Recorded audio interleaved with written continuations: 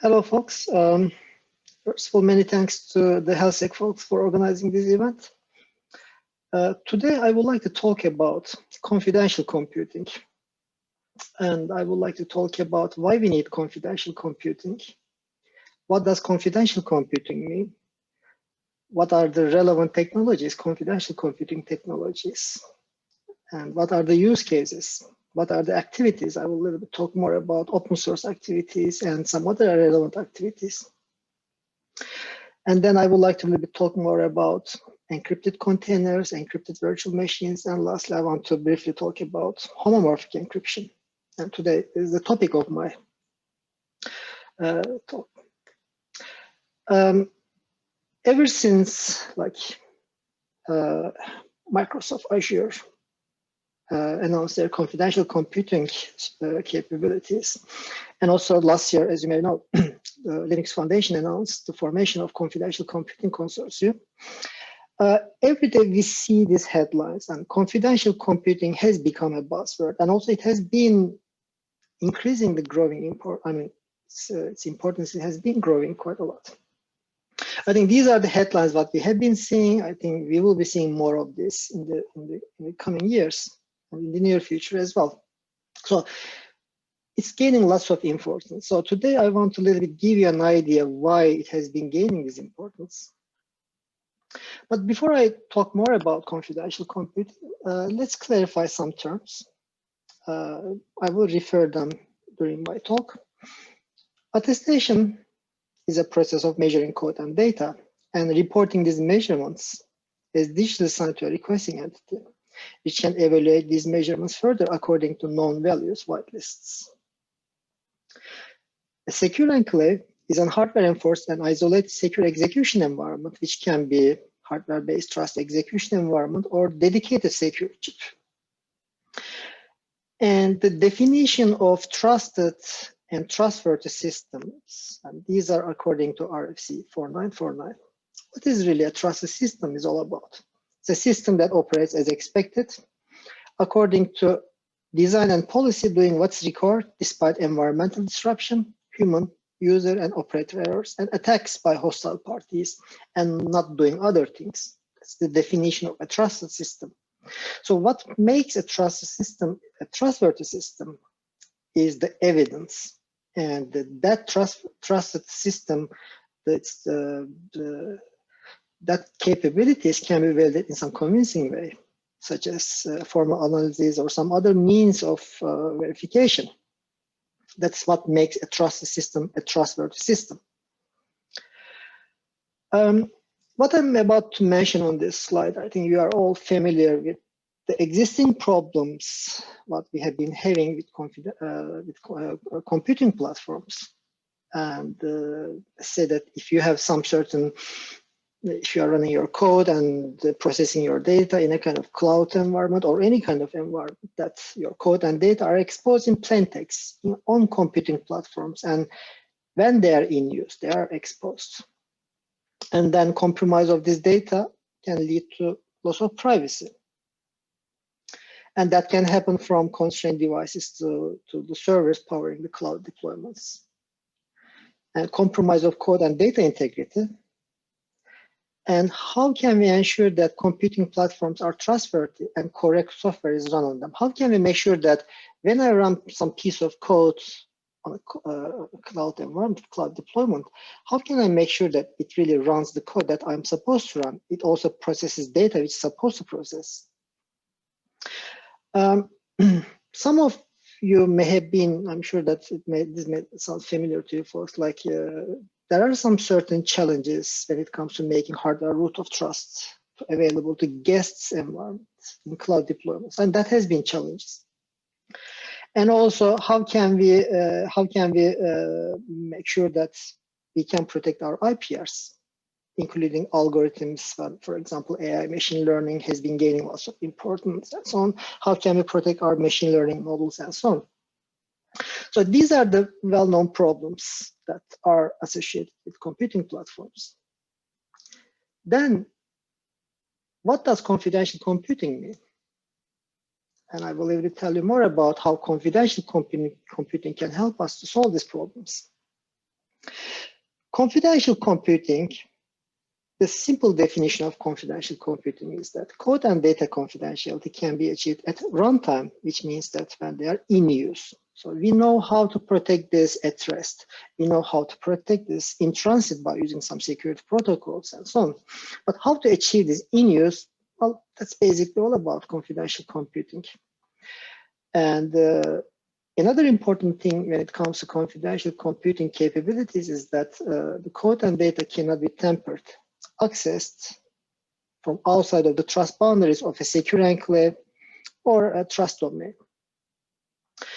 And the confidential computing technologies, they come with capabilities that allows us to measure code and data that's being loaded into secure enclaves and trust domains, and we can later attest them.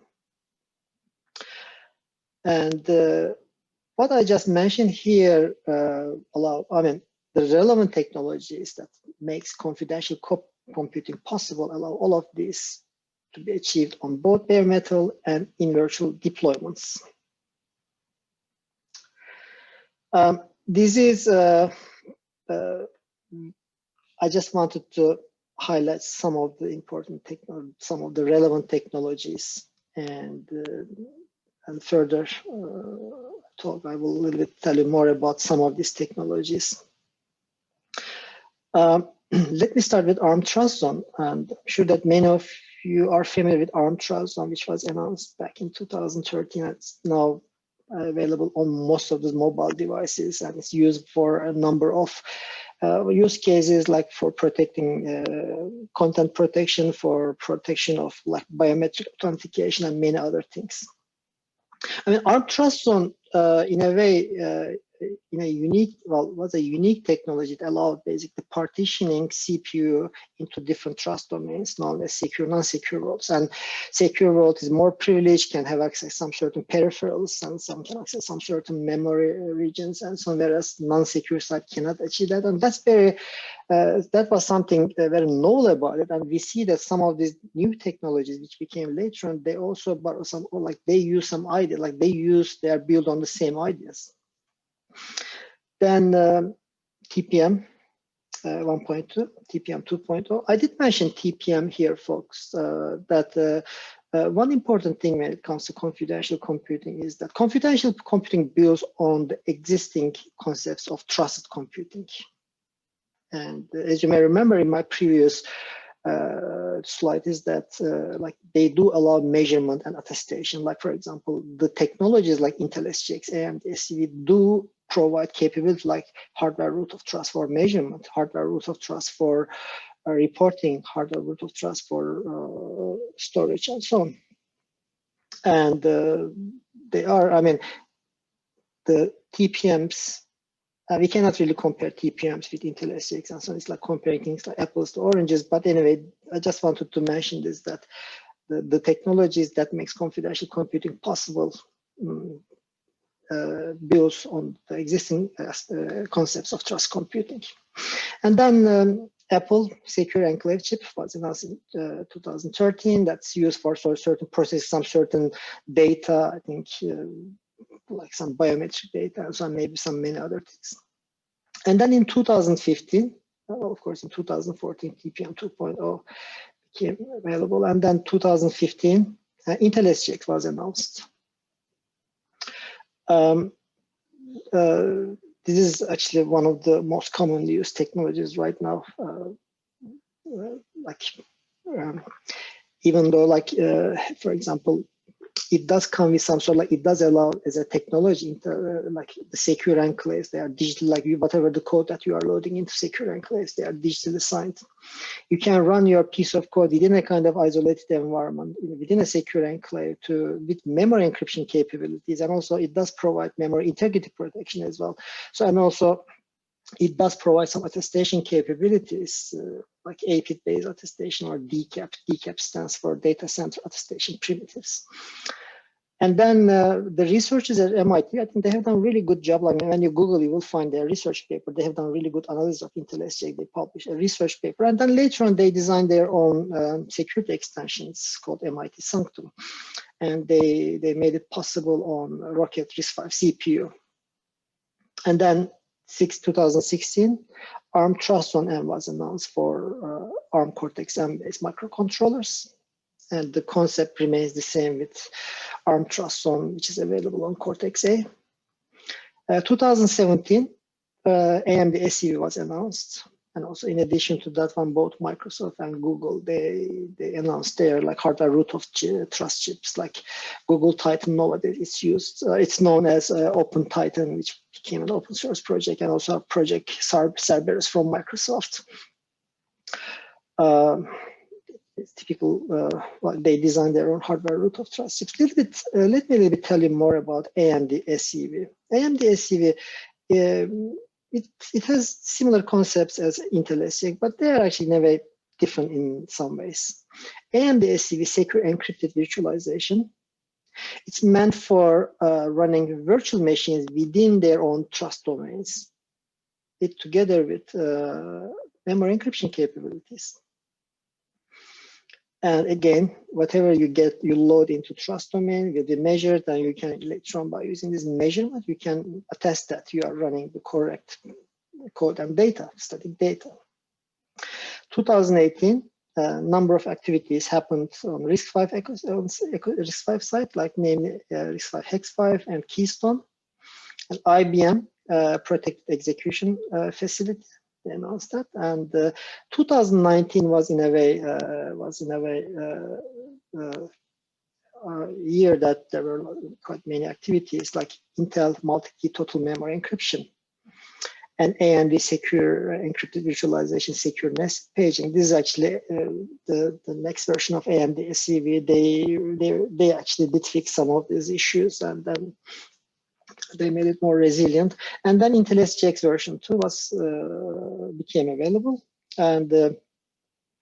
and quite recently, as you may have heard, Intel announced Intel TDX.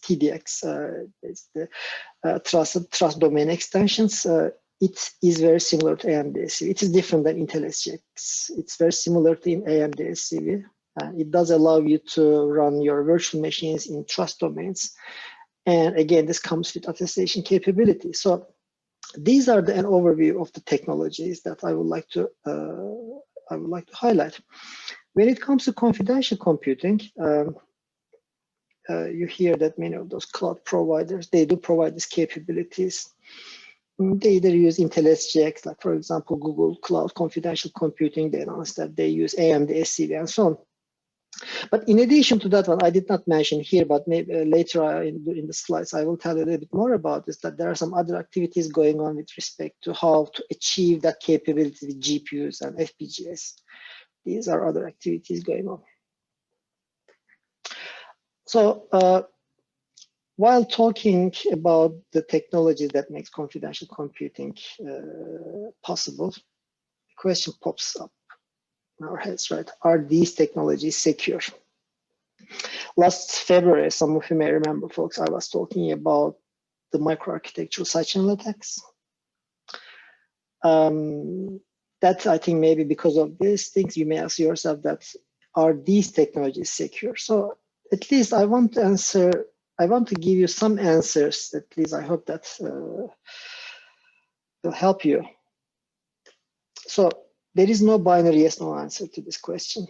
And the answer depends on a number of things. Adversaries and their capabilities. An adversary with the advanced technical capabilities, such as being able to initiate powerful attacks, like any kind of like side-channel attacks, whether it's microarchitectural side-channel attacks, or it can be an invasive attack, or anything like this. I think because some of these technologies, they are not designed to resist against some of those like very invasive side-channel attacks. That's something to keep in mind. It also depends on deployment models. Someone having access with or without physical access to those devices. And I already mentioned this invasive side-channel attacks. And the technologies, like for example, Intel SGX, basically requires code signing, that you need to sign your enclave code for being able to, well, you just need to make sure that your code signing keys are kept securely. And many of well, many of those technologies, they do use some certain set of keys for different purposes. Like some of the keys, they are used as a kind of storage root key. Some of them, they are used, like, for example, for reporting some certain, like, reporting keys, etc., and so on. And also during the use, you can generate your own keys, or you can provision your own keys. So how do you do these things securely? If the key management, if the keys are not secure, or if they are leaked and so on, that will eventually lead to the compromise of data. And hardware and software vulnerabilities, are they intentional or unintentional? And are the known vulnerabilities patched? So folks, this is something that maybe I can a little bit tell you something about my opinion. Like now, let's forget, for example, this technology, but in general, we see a growing number of vulnerabilities, like when it comes to some sort of microarchitectural side channel attacks, like starting from Spectre meltdown and then going with MDS attacks and so on. I mean, regardless of whether we use these technologies or not, because right now, there is no way around not using of these capabilities and those technologies, right? We need these technologies, and we have no other alternative at this moment. And we just need to make sure that, because many of those, for example, vulnerabilities are mitigated either by means of microcode updates, or they are mitigated by means of OS updates, or maybe toolkit updates, or maybe SDK updates. What we just need to make sure is that we do have all those patches, and we keep our environment up to date. I think that's something that what we can do. But one thing is that despite all those vulnerabilities that what we have seen in the past, I mean, the confidential computing technologies are right technologies on the right direction. I think there is a huge potential for these capabilities. I think we are even seeing lots of the importance of how we can keep our data confidential, both at rest, in use, and in transit. And we need these technologies. And by knowing that the silicon vendors and the research community, they have been working hard to make more resilient CPU designs and so on, I think it will get better, in my personal opinion. We will have more resilient CPU designs, and also one thing that I also would like to highlight here is that folks, that most of these vulnerabilities, for example, what we have seen, like most of them, they were somehow like patched by means of microcode updates and so on, despite the fact that sometimes maybe some of them came with some performance penalties. But yeah, well, at least most of them, they were patched. Supply chain security, that applies to both hardware and software supply chain security. When you develop your own enclave code, when you run things within your secure enclaves and so on, you just need to make sure that you do things according to best security practices. You just need to make sure that you are using like secure third-party product libraries and etc. and so on. Also, the same thing applies with the hardware as well. You just need to make sure that the hardware vendors, they pay attention to their supply chain security. And also, do they have well-established vulnerability and incident management process? I think that's very important to make sure that things, they get patched, and incidents are reported properly, and things, they get patched on time. As the next slide, I would like to tell you more about the use cases associated with confidential computing. These are some of the use cases, and there's more to that. And I would like to go through them one by one. And first, I would like to start with protection of crypto and key management operations. I think this is very default use case, like when someone uses like some of those secure enclave technologies, or any kind of like maybe discrete crypto modules or anything like. The main purpose basically is to be able to protect cryptographic operations and key management operations, so that they cannot be revealed outside of their trust boundaries. That's very typical use case. And attestation, as I mentioned earlier, attestation, especially when it comes to the technologies that makes confidential computing possible, attestation plays a key role with almost all of them, because you want to attest things, because you want to process some data, you want to process some, let's say you want to provision some encrypted data, you want to provision keys to it, decrypt it, and process them in the secure enclave and so on.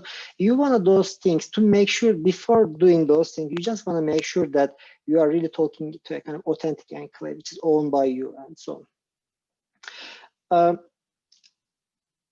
One thing that I like about attestation capabilities coming with this technologies is that they do include a number of, like, for example, when I use, for example, Intel SGX on one of those cloud deployments, and when I generate attestation code, and that attestation code includes quite many information that can allow me to find out if the cloud vendor, they patch their computers with their microcodes or not. I can find out who signed this enclave and what is the measurement of the enclave, like the digest of the enclave code and static data.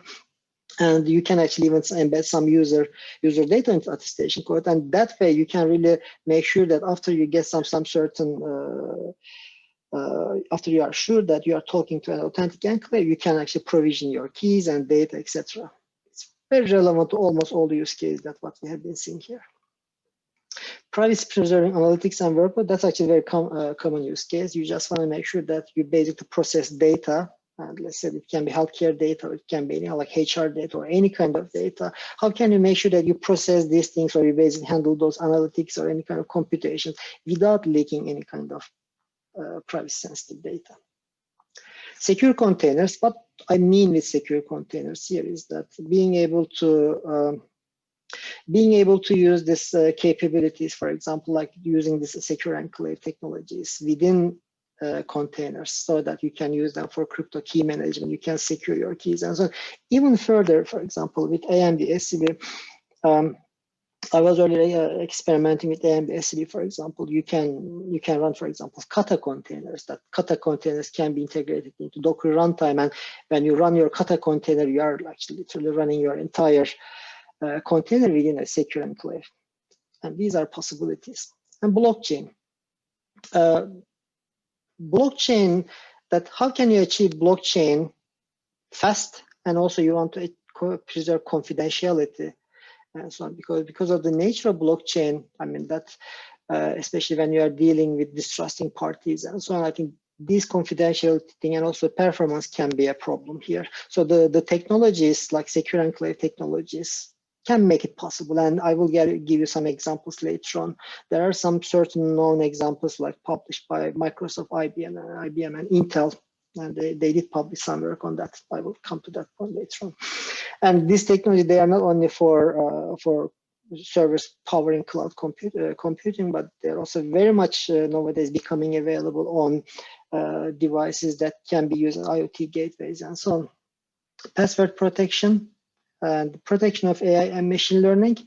Yeah, this is very important use case, that I must say. What I mean with protection of AI and machine learning. So what to protect with AI and machine learning? So obviously you want to protect your input data, training data, and you want to protect your machine learning models. You want to protect your output data, for example. How can you do this kind of AI and machine learning processing without leaking any kind of sensitive data? It's very much relevant to this.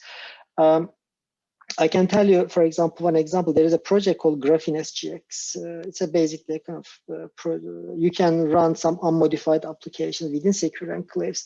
Like that project, if you go to their GitHub, and you will see in the examples that you can run, for example, TensorFlow application within secure enclave.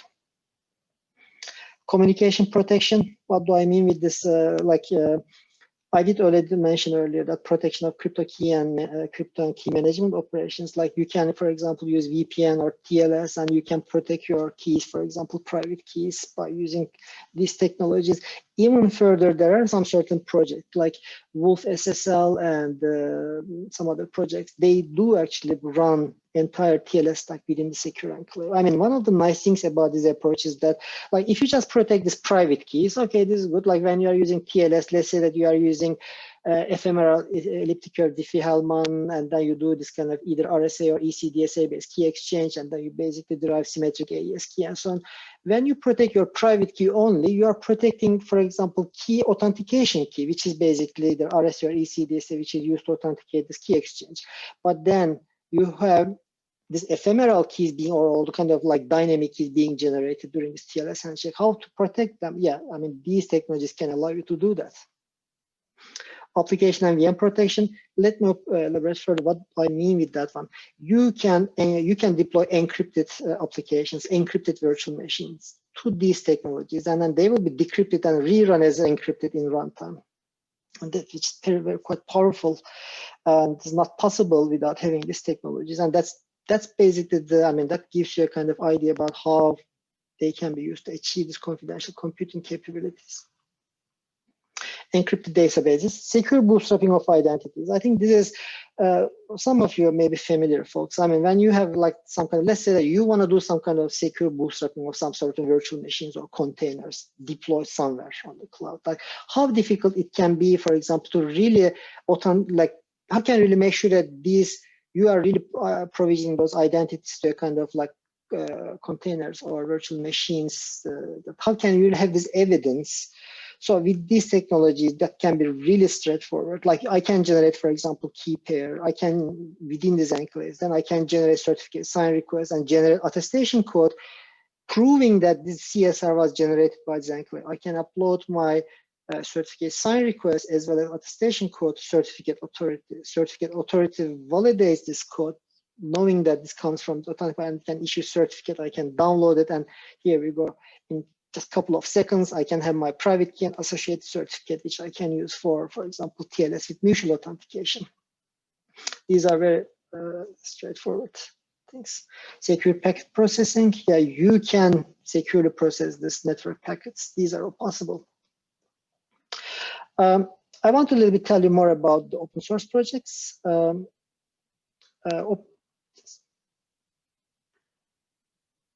And the open source projects, at least there are more to it, but at least I wanted to highlight the most popular ones or most commonly used ones.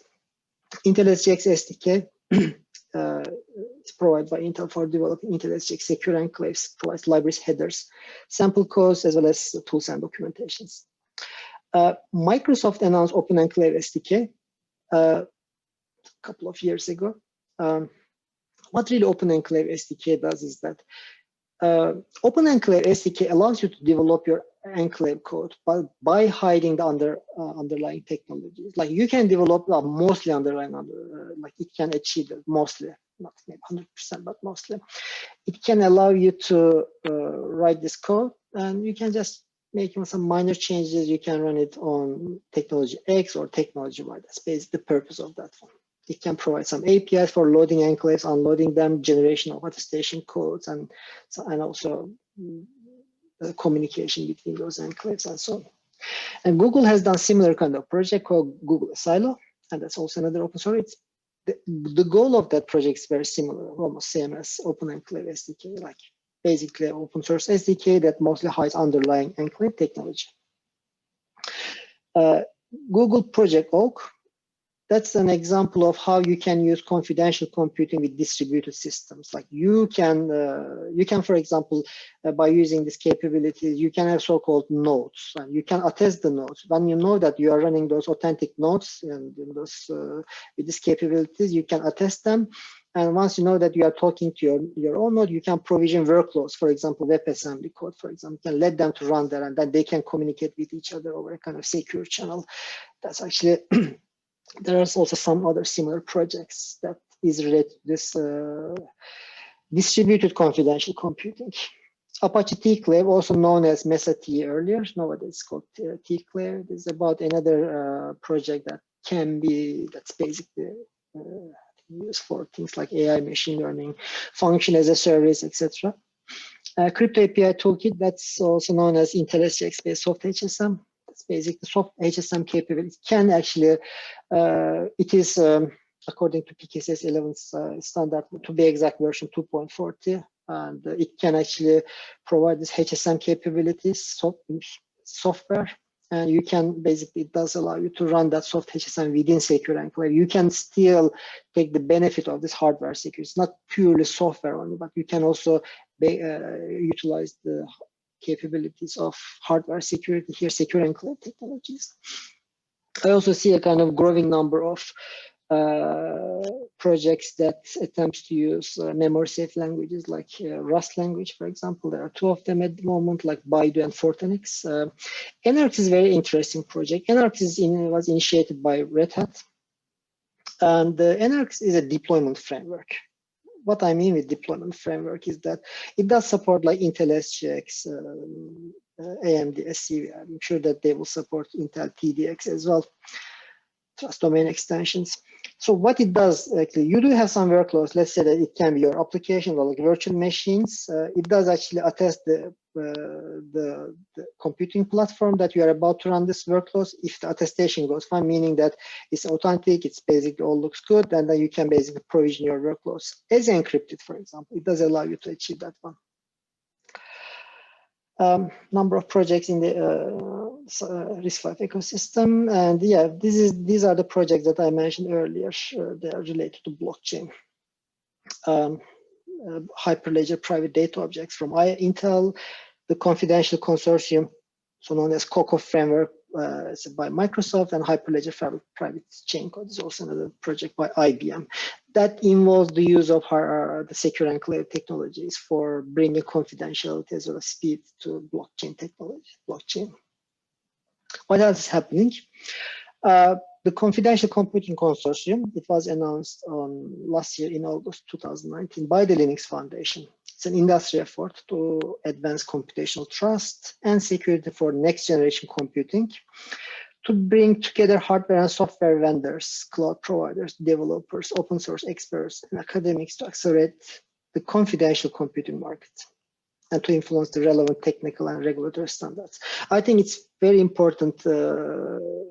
This is very important. It's good that's happening because it's very important to put everyone together, and then they work on these confidential computing capabilities and having some certain standards and so on.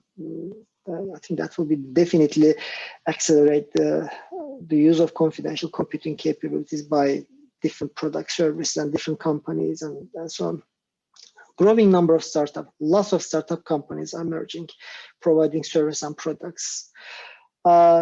Yeah, we do see a number of cloud vendors really providing confidential computing capabilities commercially. And I mentioned two of them, but actually I think Microsoft and Google, they are two of the providers, but I think it's more to that one. But the important thing here is that, folks, this is already becoming a reality. I mean, you can just go to Microsoft Azure and you can deploy, I mean, you can deploy your confidential computing virtual machines like in 1 minute, and you can start using them.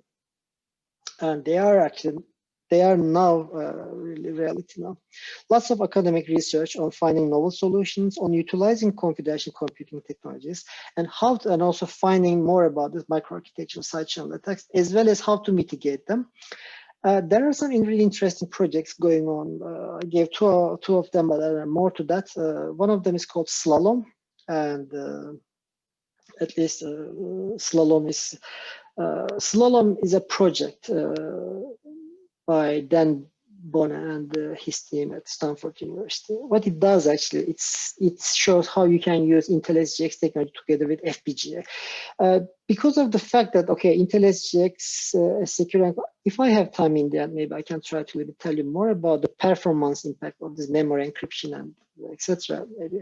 But yeah, you may have some performance. You may not be able to process big data, and maybe you have some certain requirements when it comes to processing big data, some certain fast and so on. So that basically shows how you can utilize this kind of secure enclave technology together with FPGAs. Very interesting. And Project Graviton from Microsoft Research, that shows how you can build TE capabilities on GPUs. And Cosmix here, I did mention here is Cosmix. That's one also not only related to secure enclave, the confidential computing technologies, but it can be used by, I mean, it's based on the technique called Oblivious RAM. And when you use this Cosmix and the compiler and so on, it can use this Oblivious RAM, and then it can actually randomize these memory access patterns. It can make it difficult for attacker to guess what to steal and so on. In addition to that one, encrypted applications, containers, and virtual machines. So there are like, why we need that? What do we mean with at-rest encryption of application binaries, container, and virtual machine images? In case of container, we are talking about encryption of container layers. In case of VM images, encryption of virtual machine files as well as disk files. With respect to application, encryption of application code and static data. And what benefit it can bring? You can protect your intellectual property, some export control, some compliance stuff, and so on. They do also complement trust execution environment technologies, with runtime encryption, and also significantly benefiting from their attestation and key provisioning capabilities. Some of the solutions that are available, the OCI, like something is happening in the OCI specification, like about how to provide this encrypted containers. Some work is going on, and some projects like how to do this Kubernetes integration and so on. I did mention NR's project. That's one interesting project. It's an application deployment framework. As I said earlier, it does allow you to provision your encrypted virtual machines to, for example, AMD SUV capable computing platform, and then it will be provisioned after successful attestation. It will be decrypted and rerun as encrypted in runtime. And Intel SGX provides something called protected code launch, which allows you to encrypt your enclave code, and you can provision your enclave code, then keys that can be decrypted and run as encrypted again. VMware also do provide these capabilities as well. So these are the technologies, but what about homomorphic encryption, right? This is also related to confidential computing. And I also, before I finish my talk, I want to talk a little bit about, well, of course, there is more, like we see more use of like secure multi-party computation. I didn't want to talk more about this, and some the use of secure multi-computation. It can actually somehow like achieve that the level of, it can bring some level of security that can allow you to protect your, for example, confidentiality, assuming that it keeps its promise of like even n-1 nodes are compromised, your data is still safe, secure. That's one thing. But yeah, with another thing, that homomorphic encryption, what homomorphic encryption actually is, it refers to an encryption scheme that allows computations to be direct on encrypted data without requiring any decryption in the process. Even the origins, they go back to 1978 by a research paper published by Rivest and Adleman. As you know, together with Rivest, Shamir, and Adleman, they are the inventor of RSA algorithm in 1977. But then the real existence of full homomorphic encryption scheme was demonstrated by Craig Gentry in 2009. And I think he works for IBM. And publicly available implementations, software implementations are available, and Microsoft CL, HELib, and Palisade. These are the implementations that you can find on GitHub, for example. Full homomorphic encryption, why we don't see that much use of this full homomorphic encryption right now? I mean, it sounds too good, right? You do have encrypted data. You just basically provision encrypted data, and other parties, they do the same. And whoever is handling this data, they will just basically do some operations within, I mean, by using the encryption, they will see nothing, and then you will get the outcome of that computations as encrypted. No one sees, but just you will be able to see that computations. Pretty interesting. But it's far from being practical due to massive overhead and computational memory. I put some link here that you can have a look later on. I mean, when it comes to overhead, I think it's very significant, both CPU overhead as well as memory requirements. I think that's what. But technically speaking, when it comes to homomorphic encryption, I mean, it's simple. I mean, you can really achieve it, like, for example, RSA unpadded encryption. If you, for example, have two encrypted data with RSA unpadded encryption, and you multiply them, when you get the output will contain the result as encrypted. That's the simplest way. And that actually finalizes my talk, and I'll be more than happy to answer your questions if you may have any. Thank you very much, Ilhan, for your presentation. Thank you. We have a few questions for you, of course. Like sure. I think you already guessed that, but the first one is about the SGX. Intel is talking about removing SGX from some of their Xeon processors in favor of releasing the silicon for memory encryption, which is the TDX probably. What are your thoughts about this? Of course, I cannot comment on their roadmap, what they want to do and so on. Of course, this is up to Intel, what they can do or not. But yeah, I can tell you that they did actually publish a new technology called TDX technology. It does work very similar to AMD SCV. But then conceptually, like with the Intel SGX or TDX, I mean, the conceptually, they are very similar. You basically run things within a kind of trust domain. You can attest it. and no one outside of the trust boundaries, for example, can access to that. But yeah, but on the other hand, I mean, like again, my answers to this question, I won't be able to say anything about their roadmap and so on. But yes, TDX is now available. I think, I don't know when it will be available for use, but yes, there is such technology now. All right. Do you consider TPM still to be secure for use, even with the several CVEs about exploiting TPMs? Yeah. So let me tell you, I mean, in my data where I use TPMs, I use SGX, I use AMD, CV, and so on. I mean, TPMs, they of course, like I said in the beginning, comparing to these technologies like TPM to SGX, and then like compare apples to oranges. But when it comes to TPMs, I think I do really see some use case. Like for example, I use TPM for crypto key management. I use TPM for attestation. Like for example, I was using like keylem attestation with TPM, for example. I mean, we see like for example in the automotive industry, like Trust Computing Group, they publish the automotive team profile. Like we see that, meaning that some of those automotive vendors, they will be using TPM capabilities on their cars. So definitely, I mean, TPM will stay there. I mean, TPM will definitely have some uses, no matter what is going on with the secure enclave technologies and so on. If I may add further about TPM, like TPM is the basically works how trust computing group specifies it. Let's say that like TPM 2.0, they do publish some certain specifications, for example, that describes architecture, commands, APIs, and data structures, and someone implements this TPM software stack and the actual TPM based on that. But the actual TPM implementation, there are different flavors. Like we do have discrete TPM, for example. There are really physical TPM that are attached to like LPC or SPI or I2C buses and so on, like Infineon, STMicro, and so on. We have seen some in the past, some certain vulnerabilities like ROCA vulnerability, and quite recently TPM failed. Like it turns out that it was possible to recover those private keys because they had this like one of the famous cryptographers, her name is Nadia Henninger. She is the professor in San Diego. They published a paper last year, basically this TPM failed paper. So by using the lattice-based attack, they were able to recover ECDSA private keys and so on. So those attacks do exist. I mean, we should, just like in other attacks and vulnerability with other technologies, hardware. So we should be prepared, folks, that just like software vulnerabilities, hardware vulnerabilities will be happening. But if I may actually say one thing, that when it comes to if these vulnerabilities happens with TPMs, like, I mean, it can lead to really a kind of logistical nightmare. So what I mean with logistical nightmare.